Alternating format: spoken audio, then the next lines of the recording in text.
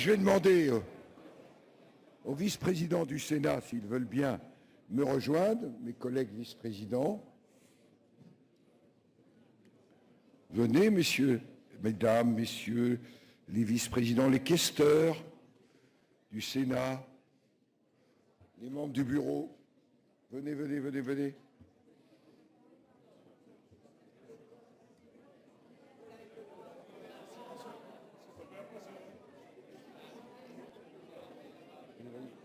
Il n'est pas encore Premier ministre, là.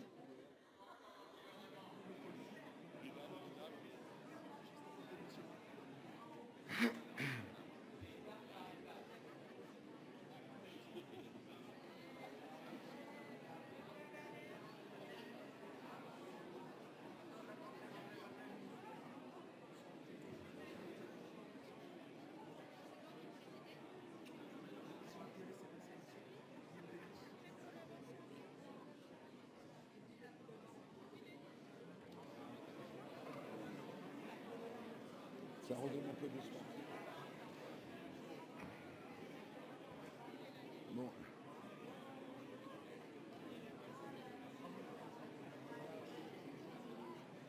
Bien.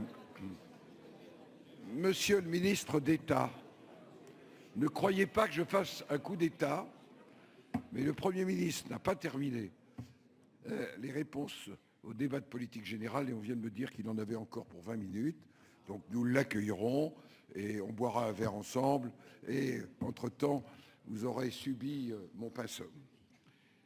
Je voudrais saluer mesdames et messieurs les ministres qui sont là, saluer monsieur le président du Conseil constitutionnel et les membres du Conseil qui l'accompagnent. Je voudrais saluer bien sûr mes collègues vice-présidents, questeurs, les secrétaires du bureau du Sénat. Je voudrais saluer, mesdames et messieurs, les présidents de commission, mesdames et messieurs, les présidents de groupe, mesdames et messieurs, les présidents de délégations et offices parlementaires, monsieur le président de l'Amicale du Sénat, vous tous, mes chers collègues, monsieur le secrétaire général du Sénat, madame la secrétaire générale de la Questure, mon général, mesdames, messieurs. Je souhaite vous dire combien je suis heureux, avec mes collègues sénatrices et sénateurs, de vous accueillir dans le Salon de Beaufranc pour célébrer cette nouvelle année. Pardon pour ma voix, malgré les corticoïdes vétérinaires, plus les antibiotiques vétérinaires, en plus c'est pour la moitié vrai, j'ai tapé dans mon stock, eh bien, je vais essayer de vous parler. Tout d'abord, je le dis en saluant le président de l'Association des départements de France, mes vœux s'adressent à vous, mes chers collègues, vous qui enrichissez nos débats, de vos interventions et de vos travaux, de votre action sur le terrain, en métropole, dans nos outre-mer, auprès de nos compatriotes établis hors de France, avec les membres du bureau, oui, avec les membres du bureau, je dois vous dire que nous partageons le souci commun de l'institution sénatoriale et nous la prolongeons en conférence des présidents. L'année qui vient de s'achever aura été marquée par une instabilité politique, sociale, économique et internationale, source d'inquiétude et d'angoisse pour nos concitoyens. Instabilité climatique aussi. Comment ne pas avoir une pensée solidaire pour Mayotte et cette tragédie qui nous a tous bouleversés? Comment oublier les violences du printemps en Nouvelle-Calédonie? Pensée et solidarité aussi pour nos territoires confrontés à des inondations dévastatrices. Nous avons aussi en mémoire ces moments forts et heureux qui marquèrent cette année 2024, qu'il s'agisse des Jeux olympiques et paralympiques et de la réouverture de Notre-Dame de Paris, où la France a été capable de surprendre le monde entier. Ces moments où le peuple français uni a partagé une même ferveur et un enthousiasme, montrant que nous pouvons, quand nous sommes rassemblés, être une nation forte. L'unité de la nation, dans sa diversité, ne se décrète pas, elle se construit jour après jour. L'unité nationale peut être bâtie autour d'objectifs auxquels adhère l'immense majorité de nos concitoyens, qu'il s'agisse de la lutte contre le chômage, du rétablissement de l'ordre public, d'une politique migratoire maîtrisée, du relèvement du secteur de la santé, de l'éducation ou de la réponse apportée aux conséquences du changement climatique, sans oublier la ruralité, les territoires et nos quartiers. Mais nous devons dire la vérité aux Français sur l'ardente nécessité de la réduction de la dépense publique. Tous ces défis, car ce sont des défis, requièrent courage, volonté et dépassement des postures. C'est cela l'esprit de responsabilité qui nous anime. Le Sénat. Le Sénat est un pôle d'équilibre. Son rôle est plus que jamais majeur en tant que facilitateur du processus législatif et de contrôle, mais aussi vigie de notre Constitution. C'est, je crois, notre force collective. Aujourd'hui, nous avons une responsabilité particulière dans la construction de la loi. Le Sénat dispose d'une majorité claire, élargie, forte de sa diversité et de sa solidarité, et de groupes d'opposition et de groupes minoritaires, forts de leurs convictions. Le Sénat est un lieu de débat où il est possible de trouver convergence et synthèse lorsque l'essentiel de l'intérêt national est en jeu. Et c'est cela que les Françaises et les Français attendent de nous face à la gravité de la situation. Au Parlement, nous devons, par le biais du contrôle, donner un contour exigeant à la responsabilité du gouvernement. Les Français attendent qu'on leur rende mieux compte. Ils ne veulent pas d'une démocratie en pointillés. Mais je crois que le rétablissement de la confiance se retrouvera d'abord dans les résultats, dans l'efficacité des politiques publiques et dans la lutte contre l'inflation normative. La bureaucratisation nourrit la défiance et souvent l'injustice sociale. Elle étouffe des initiatives. Nos institutions, celles de la Ve République, ont su affronter avec résilience nombre de difficultés politiques intervenues depuis 1958. Elles doivent nous permettre de faire face à la situation que nous connaissons. Mes chers collègues, grâce à vous, l'exigence législative du Sénat a été au rendez-vous. Vous avez imprimé votre marque sur nombre de textes, qu'il s'agisse de la programmation et de la simplification dans le secteur de l'énergie, du projet de loi de financement de la sécurité sociale et du projet de loi de finances lors de leur examen cet automne, mais aussi du report du scrutin venu en première lecture pour la Nouvelle-Calédonie. Je veux saluer l'engagement de Michel Barnier et de ses ministres, avec une mention particulière pour celles et ceux issus du Sénat. Ils ont assumé leurs fonctions avec courage et détermination, et nous savons combien il n'est pas facile de gouverner sous des vents contraires. Ce n'est pas le vent des globes tous les jours, monsieur Retailleau. Après l'adoption de la loi spéciale en fin d'année, nous reprenons demain l'examen du projet de loi de finances avec l'objectif de répondre aux besoins du pays, tout en confirmant la trajectoire financière de nos dépenses publiques vers 3% en 2029, dans une période de moindre croissance que prévue. Il faut regarder la vérité en face. Nous sommes sous la menace des agences de notation et un risque de hausse des taux qui viendrait s'ajouter à la crise actuelle. Cette situation nous oblige. Nous prendrons nos responsabilités. Je m'adresse à nos anciens collègues qui sont nombreux ce soir, et je suis très heureux de les revoir. Je voulais leur dire qu'ils n'ont jamais connu, et moi je n'avais jamais connu une situation comparable. Le 20 décembre, nous avions bien sûr zéro majorité, zéro budget, zéro gouvernement. Oui, c'est ça la réalité, et c'est notre responsabilité pour les temps qui viennent. Oui, nous devons aussi être vigilants quant aux efforts demandés aux collectivités territoriales. Dans le contexte actuel, où notre société est inquiète, divisée, où nombre de nos concitoyens sont en quête de repères, nous devons être attentifs à celles et ceux qui contribuent à l'unité nationale et à ne pas entraver leur mission. Nos 35 000 communes, nos départements et nos régions demeurent l'indispensables point de stabilité et de cohésion. Ainsi, ne l'oublions pas, que le cœur de l'investissement public dans ce pays.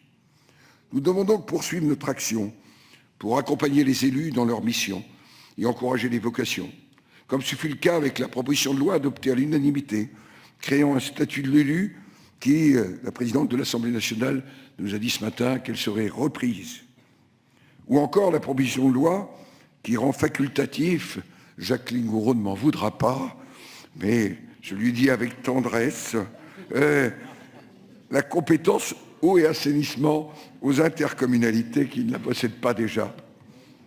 Des textes emblématiques du Sénat pour lesquels nous avons obtenu des avancées significatives et qui doivent maintenant être définitivement adoptés. Et nous serons attentifs à ceux que l'Assemblée nationale nous proposera, notamment sur le scrutin municipal. Le Sénat s'est investi dans les missions de contrôle. Je pense à la commission d'enquête sur l'impact du narcotrafic en France, qui a donné lieu à une proposition de loi que nous examinerons à partir du 28 janvier. Loin de tout clivage, ce texte rassemble celles et ceux qui veulent vaincre ce fléau. Je pense aussi aux travaux des missions d'information sur la dégradation des finances publiques, mais aussi aux travaux des missions relatives aux inondations, ainsi qu'à la mission d'information relative à la crise du logement, qui a formulé de nombreuses propositions, Madame Létard, attendues par les professionnels du secteur. Le Sénat devra se prononcer dans les mois qui viennent sur des textes importants, projets de loi, mais aussi propositions de loi concernant la politique migratoire, la violence des mineurs, l'agriculture. Il nous faut apporter les réponses que les agriculteurs attendent depuis bientôt 1 an, après une mobilisation d'une ampleur inédite. Oui, pour retrouver notre souveraineté agricole et alimentaire, au travers de mesures favorisant la compétitivité et la résilience des exploitations, dans le cadre aussi du budget, mais aussi au travers de simplifications normatives. La simplification.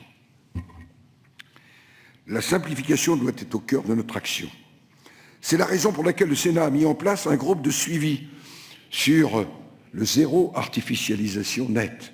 Ça a fait nos meilleurs congrès des maires, des moments passionnants, passionnés, etc.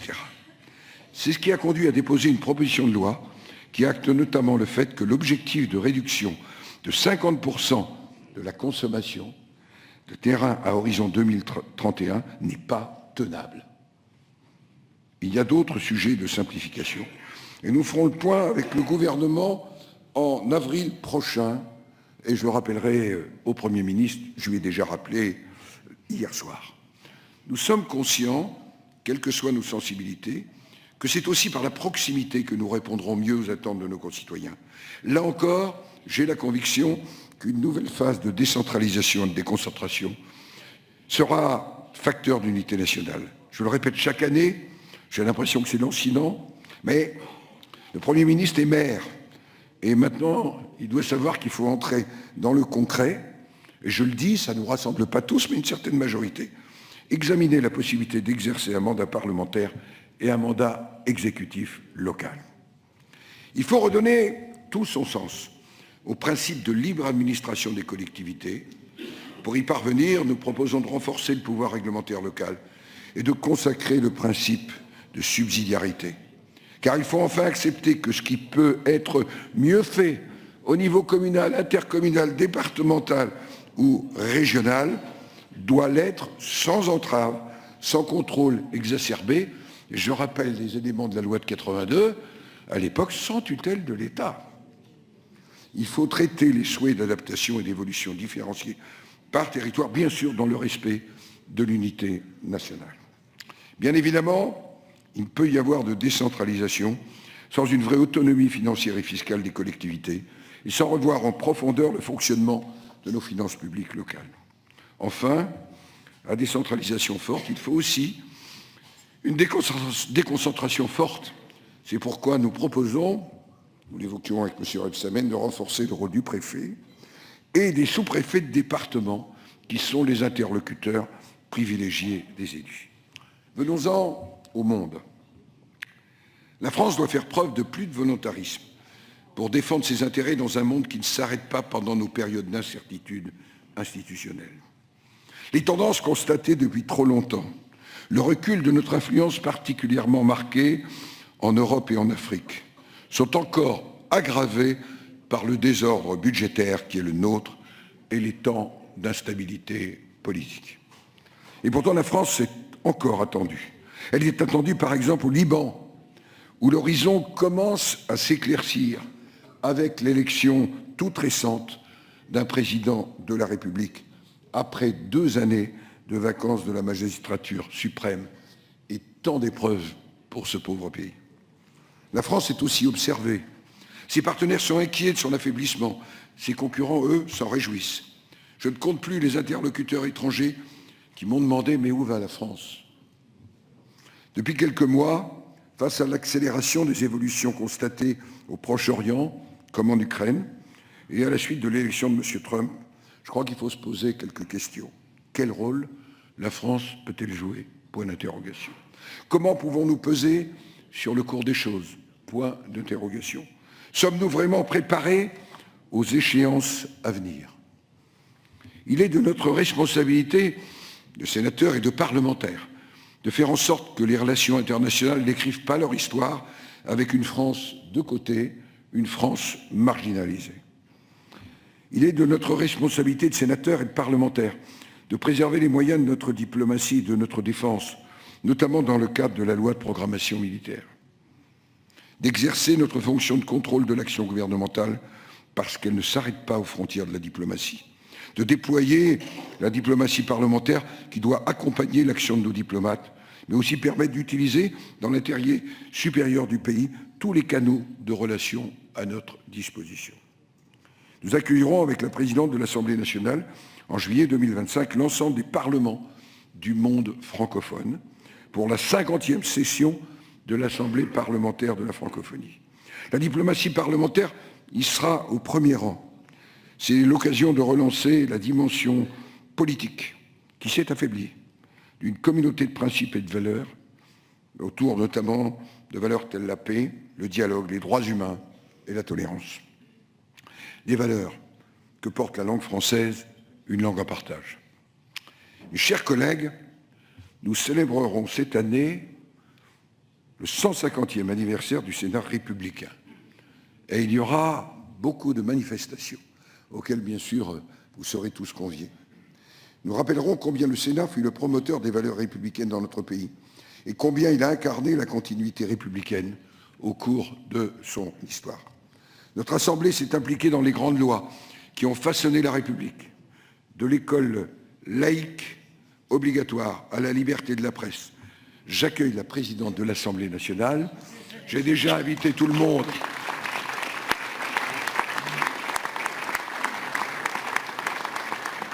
J'ai dit qu'on s'entendait bien, qu'on défilait parfois ensemble, qu'on allait en Nouvelle-Calédonie ensemble, mais que parfois on avait des petites divergences. J'ai profité de l'absence de la présidente pour en citer certaines, je les rappelle, cumul de mandats et autre chose. Mais la question qui me taraude, bonsoir messieurs, dames, c'est que fera-t-on ensemble le 12 novembre 2025 ?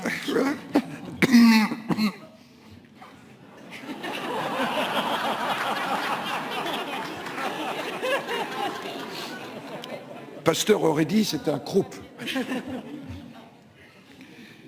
Oui, notre Assemblée s'est impliquée dans les grandes lois de l'école laïque obligatoire. J'ai repris tout ça parce que c'est un travail passionnant, n'est-ce pas, Sylvie Robert, Anne Larcher et auparavant Sophie Primas, à la liberté de la presse, à méditer aujourd'hui avec les réseaux sociaux, à méditer, de la liberté d'association, dont il faut se souvenir que c'est Alain Poher en 1971, pour un gouvernement pour lequel, naturellement, le jeune militant que j'étais avait de la sympathie, mais qui entendait restreindre la liberté d'association. Pour Guy Geoffroy, il verra bien de qui je parle à ce moment-là. Et c'est Alain Poher qui, il n'y avait pas encore le droit de saisine du Conseil constitutionnel, seul le président du Sénat et le président de l'Assemblée nationale pouvaient le faire, et le Conseil a protégé la loi de 1901. Et puis, bien sûr, la loi de la séparation des églises et de l'État et une attention particulière. Aujourd'hui, nous en débattrons très bientôt sur la question de la laïcité. Enfin, l'organisation municipale, depuis la loi de 1884, jusqu'à la décentralisation de 1982, puis au texte qui nous était proposé par Jacques Chirac sur les régions. Le Sénat est un véritable stabilisateur institutionnel. On s'est battu en faveur des libertés tout en étant attentif au respect de l'ordre républicain et à l'unité de la nation. Aujourd'hui, mes chers collègues, Madame la Présidente, vous incarnez dans cette période d'incertitude cette continuité républicaine. Votre rôle est plus que jamais crucial en tant qu'acteur exigeant de cette stabilité institutionnelle et facilitateur du processus législatif. C'est ce que nous voulons faire ensemble dans un dialogue entre Assemblée nationale et Sénat.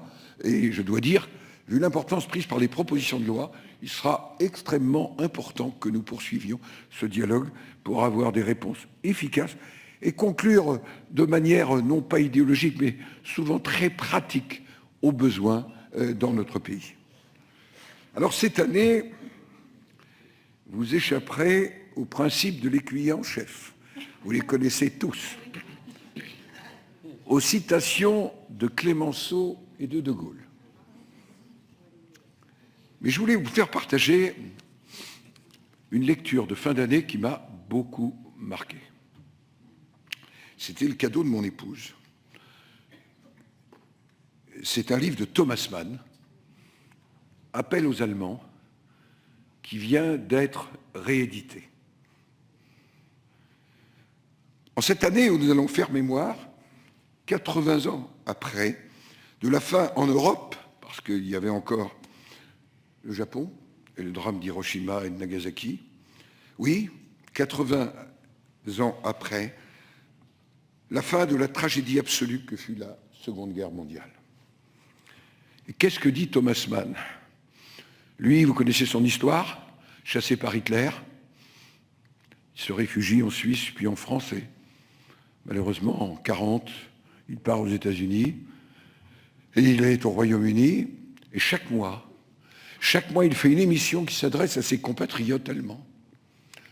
À lire, parce qu'il dit tout, y compris sur la Shoah à partir de 1941, dans ses émissions.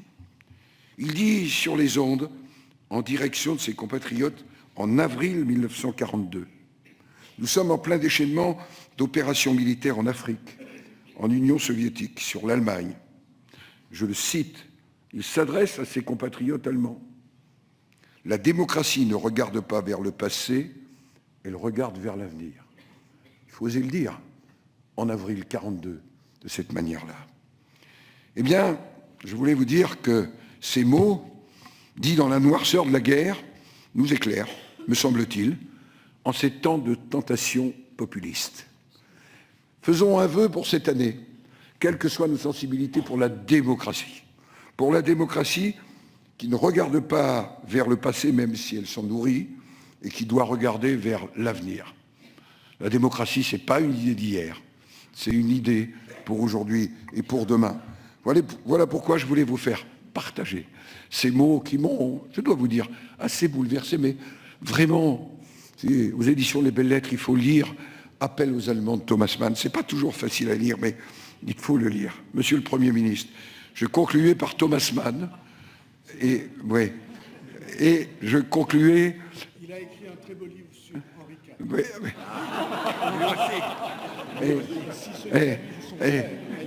Oui. Alors, Monsieur le Premier ministre, ce n'était pas le livre sur Henri IV, c'est pas que je voulais vous déplaire, mais c'est le livre qui relâche tous ces appels aux Allemands pendant la guerre. Et il y a des moments absolument incroyables de cet homme.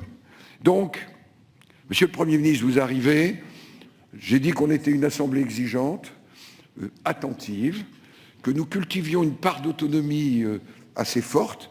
J'ai épargné, mais c'est un point très très important. Vous savez, ici, j'ai une formule, on dit jamais oui par discipline, jamais non par dogmatisme. Donc, il faut nous convaincre, il faut partager, et je dois dire que c'est notre attitude, c'est ce que nous commencerons dès demain dans le cadre de l'examen du budget et que nous poursuivrons. Alors, Monsieur le Premier ministre, très bonne année à vous, très bonne année, Madame la Présidente, le ministre en charge des relations avec le Parlement que j'ai aperçu, là, il s'habituera très très vite au Sénat. Il s'habituera très très vite au Sénat. Oui, Madame la Présidente, une année que nous allons partager, chacun dans notre rôle, avec nos responsabilités et nos exigences. Alors, très bonne année à vous, mes chers collègues, très bonne année au Sénat, très bonne année à la République et à la France.